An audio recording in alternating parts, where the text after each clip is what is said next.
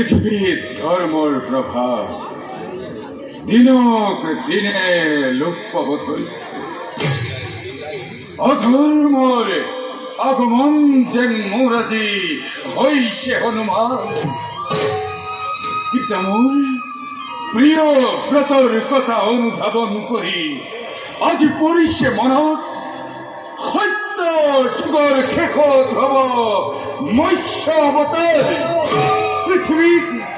পৃথিৱীত হব এক মহাপ্ৰলয়।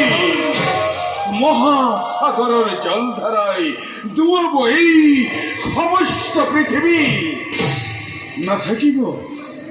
নাথাকিব জীৱ জন্তু তৰু তৃণ এই মহাপ্ৰলয়ৰ মাজত। সেইভাবেই মন্ত্রী ডাঙরিয়া আজ পৃথিবীতে ধর্মর প্রভাব দিনক দিনে লোপ পাব ধরিছে। নহয় জানো মন্ত্রীবর? মহারাজ, এই কথা অবশ্যে সঁচা, কিন্তু কেতিয়া হব মহাপ্ৰলয় তাক জানিব কিদৰে? সকলো ভগৱান শ্ৰীহৰিৰ লীলা। তেওঁহে জানিব তেওঁ এই মহালীলা কেতিয়া কৰিব আহ্বান। শুনক মহাৰাজ, আপোনাৰ পিতৃদেৱ পৰম ধাৰ্মিক মহাজ্ঞানী। তেওঁ কৈছিল পৃথিৱীত মহাপ্ৰলয় অমংগলে দেখা দিব অনতি পলমে। সেইদিনলৈ বেছি সময় নাই মহাৰাজ। আপুনি চিন্তা নকৰিব, এক চিত্ত মনে শ্ৰীহৰিক কৰিলা আৰাধনা। আপুনি শ্ৰীহৰিক কৰক আৰাধনা।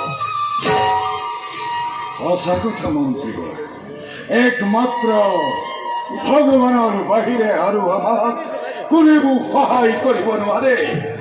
আৰু সেইবাবে মন্ত্ৰীবর ঋষিমুনি সকলক মাতি আনি এই বিষয়ে আলোচনা কৰক। মহাৰাজ, ঋষিমুনি সকলৰ কোনো নাই প্ৰয়োজন। আপোনাৰ পিতৃপিয়ব্বতে কৈছিল পৃথিৱীত যেতিয়াই হ'ব অমংগল এক চিত্ত মনে শ্ৰীহৰিক কৰিলা আৰাধনা। ভগৱান হৃদিষ্ঠিত হৈ ভক্তক কৰিব উদ্ধাৰ।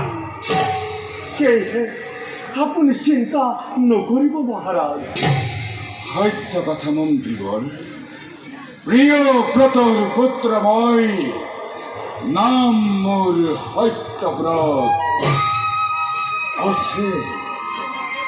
আছে মোৰ ধৈৰ্যৰ সীমা। পিতৃৰ বাক্য অনুকৰণ কৰি যাম মই নিষ্কৰ্তব্য কৰি।